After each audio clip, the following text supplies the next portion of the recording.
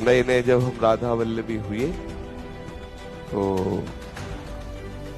हमारे हृदय का जो जपने का मंत्र था वो था श्री कृष्ण गोविंद हरे मुरारे हे नाथ नारायण वासुदेव।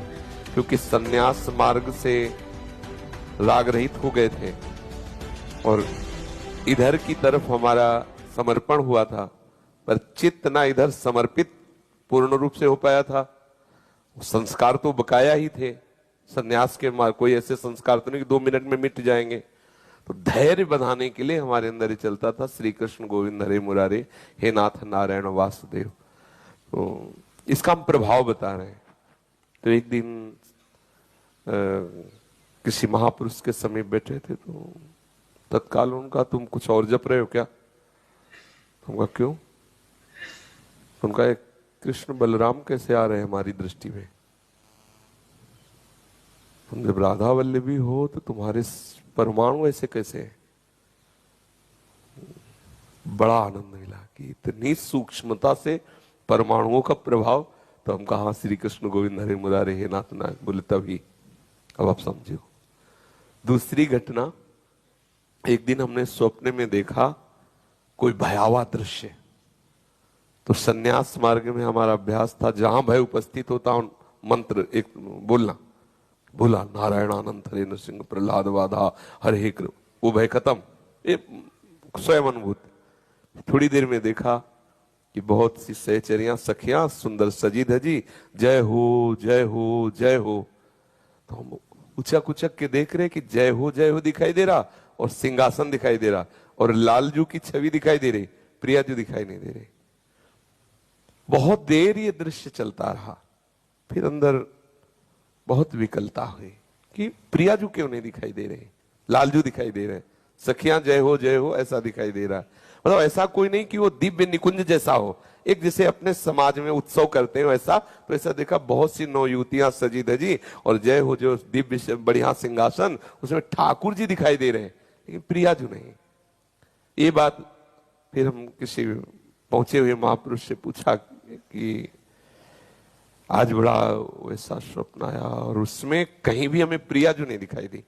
ये शुरुआती समय जब श्री जी के चरणों में जुड़े थे तो सीधे शब्द उन्होंने कहा तुम्हारी अनन्यता में फर्क है।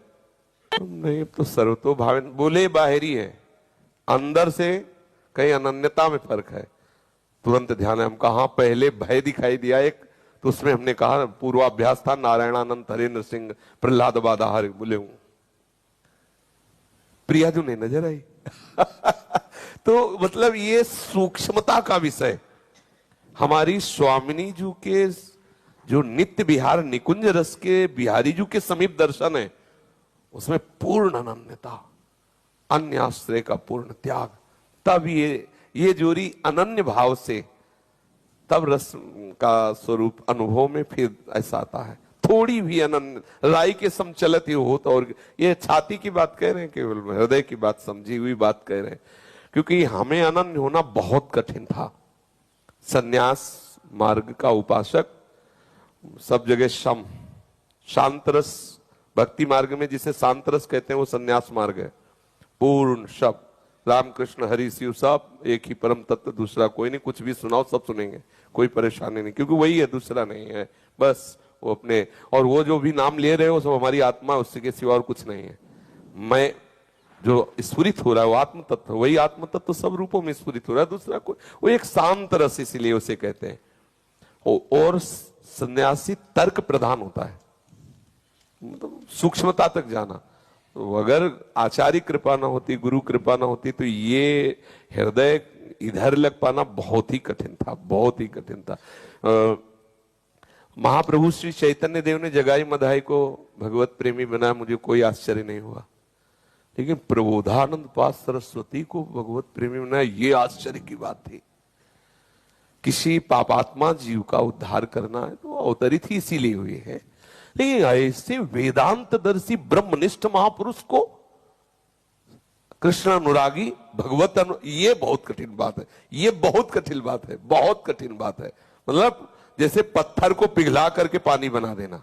ये वो जैसे कोई विषयी जीव है ना, तो मोम है, किधर भी आंच, जब छोटे से काम की आंच में पिघल गया तो और उसके पे, लेकिन सन्यास ब्रह्मबोध पत्थर दिल, कहीं भी शब्द स्पर्श रूप रस गंध का कोई भी प्रभाव नहीं, एकदम बिल्कुल निर्मम, एकदम उसको द्रवित करके हा कृष्ण बुलवा देना।